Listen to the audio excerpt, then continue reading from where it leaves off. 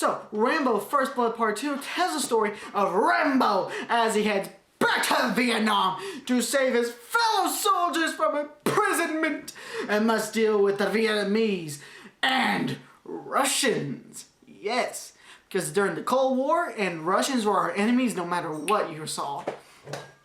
And it's the more forgettable movie of the franchise, in my opinion. Don't get me wrong, I enjoyed it because it's just a straight up action film from beginning to end. But that's all it is. It doesn't do anything new to the Rambo character, besides establish him as a super soldier who you can't damage or kill, cause it's freaking Rambo. But that's all. They don't do anything to his character. They even just like throw out his PTSD. It's not mentioned in this movie once. It's not even shown in this movie once. It's just completely forgotten, and that goes for the same thing in Rambo 3, but I'll get into that next week. And this film might have had a higher budget, but the quality of the film, to me, doesn't look that good. I know it's an older film, but it doesn't really look that good. And let's get on to the bad guys. I like the bad guys being the Vietnamese, of how Rambo has to go back to Vietnam and save his fellow soldiers. But seriously, fellas, I get it. Cold War, Russians, but the Russian bad guys suck. Especially when Rambo went on a killing spree and killed them all in the forest. They didn't scream once when Rambo was brutally murdering them. You're like,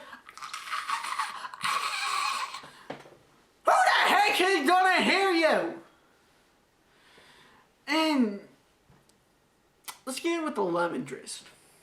She's a love interest, yes, but she's also the partner that dies. She's two cliches in one character. And it's a bad character. I didn't like her character. She was pretty boring.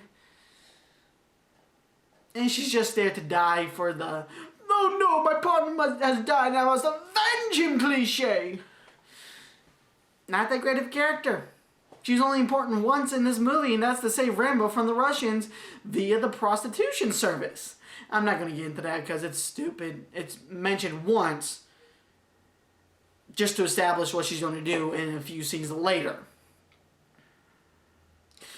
Overall, the action in the movie is awesome, and this is the movie that gives Rambo his iconic weapon, the bow and arrow with exploding arrows. Oh boy, does he overuse those on a village. No, not a soldier camp. Village. Filled with people who didn't even want part in the war. Put that into your brain. But I'll give Rambo First Blood Part 2 2 stars out of 5.